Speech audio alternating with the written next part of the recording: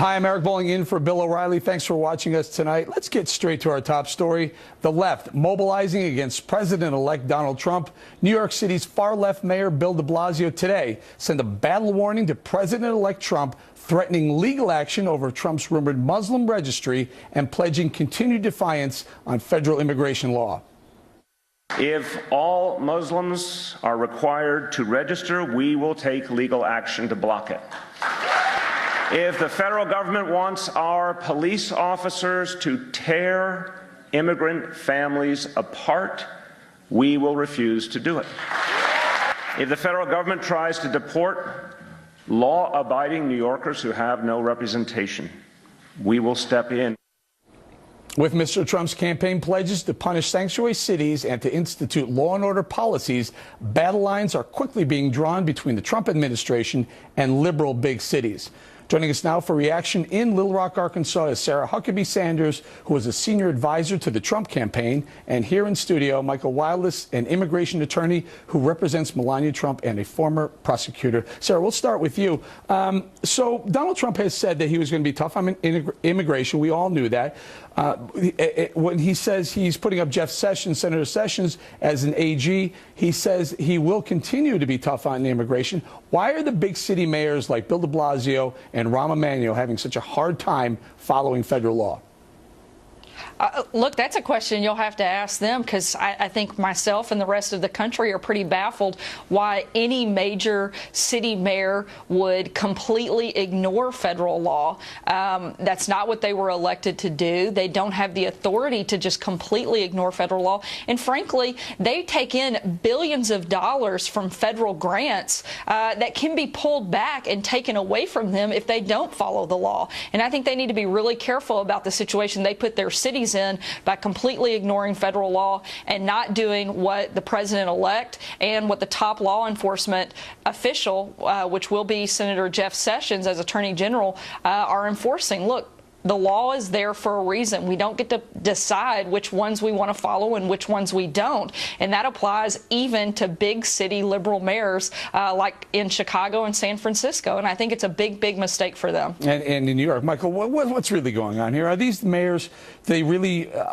plan on following and pursuing this line, or do they just want to make a bigger platform for themselves? Thank you for having me, Eric. I had the privilege of actually being a mayor myself in New Jersey and a former federal prosecutor, so I understand the issue and the debate that's going here. We cannot set policy or erode out of fear or erode the public trust of anybody on U.S. soil. We have to make sure that we act competently when we respond here. We should be cultivating foreign nationals. We should be acting. What does that mean? If they break the law and come here, we should say you can stay? We should be acting to develop intelligence and to work with our community. Are we going to now start registering? Are we going to register Muslim citizens? Right, well, we'll get to registry in a second, but let's talk about the sanctuary city policy that some 300 municipalities around the country institute, where if you're caught and you're an illegal, you're not going to be turned over to ICE, immigration enforcement. We have a bifurcated system. Federal government handles immigration. Local police handle local matters. The police cannot they don't have the forensic ability to enforce immigration laws, and they should be working to cultivate foreign nationals. Should a local police it's not their job. It's department the job. Turn over an illegal that they catch to ICE? That's the law. Should they not do that? If they committed a very serious crime, it's up to the federal government to go get that individual. It's not the job for men in blue, ladies in blue, to start turning over police to from local communities. We're getting this wrong, Eric, and we can't afford to do it. It is the job of local enforcement to enforce the law.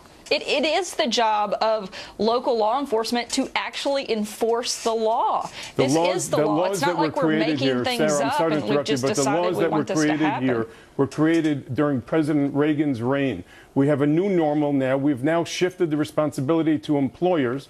But the law hasn't changed. The law is still the law. The vibrancy that the immigrant community has given, if you just take a few nautical miles from this studio, the Guatemalan and the El Salvadoran community in the South Bronx, we are not honoring that old age, that immigrant vitality, that DNA that has made America special. Sarah, I don't think anyone, including Donald Trump, has ever said we shouldn't have immigrants into the United States. No, I think the policy is, yes, have a wide open immigrant policy, yet make it legal. We have to have law and order in this country. Without borders, without law and order, we are not a country. And we can't just decide to pick and choose which laws we want to follow, or we get just pure chaos. You have right now people living in fear. The precedent that these mayors are setting by ignoring the law is just, it's absurd. You cannot function as a country if you do not have law and order. I agree that we are a nation of law and we have to restore order.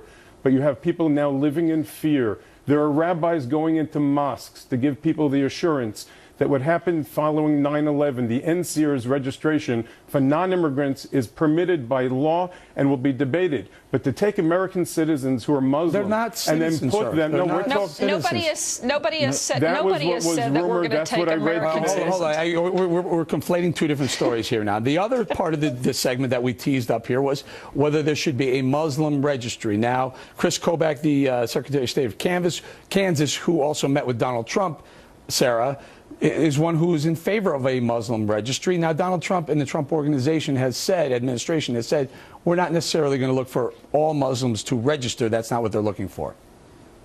That's not going to happen just because Chris Kobach said it. He's not the president-elect. Donald Trump is. Good. He is not putting in place a Muslim registry. What he said has been very clear. It's been very consistent, is that we're going to put a temporary hold on countries that have a problem with ISIS, like Syria, until we can vet people coming into our country better. The #1 job of the president and the president-elect are to protect the citizens in America.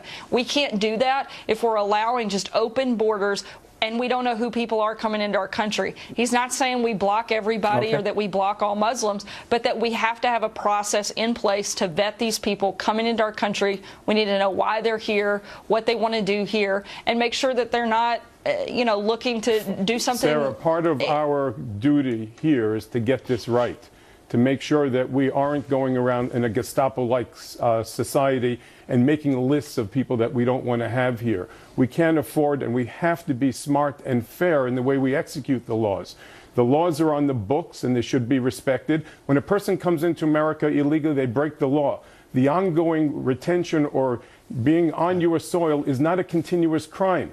We have to address this. Part of our homeland is at risk if we Michael, don't. You've just admitted that when you enter the country illegally, you've broken the law. But it's not, it doesn't go away but just because it's not the NYPD. But it also doesn't go away once you spend. This isn't the game of tag where you're safe if you've been here for 5 minutes. Respectfully, you're wrong. Once you're on U.S. soil, you're entitled to the protections of the 14th Amendment. And you're not going to have the NYPD round up people because the federal government has a broken system. Federal law says if you're illegal and you're caught, you will go back to where you came from. Good luck taking 11 million people with 5,000 ICE agents. I'm not suggesting that's the answer. I'm simply saying that's what the law says. All right, we're going to leave it right there. Sarah and Michael, thank you very much. Still to come, the battle brewing among Democrats over whether to give Donald Trump a chance in a moment.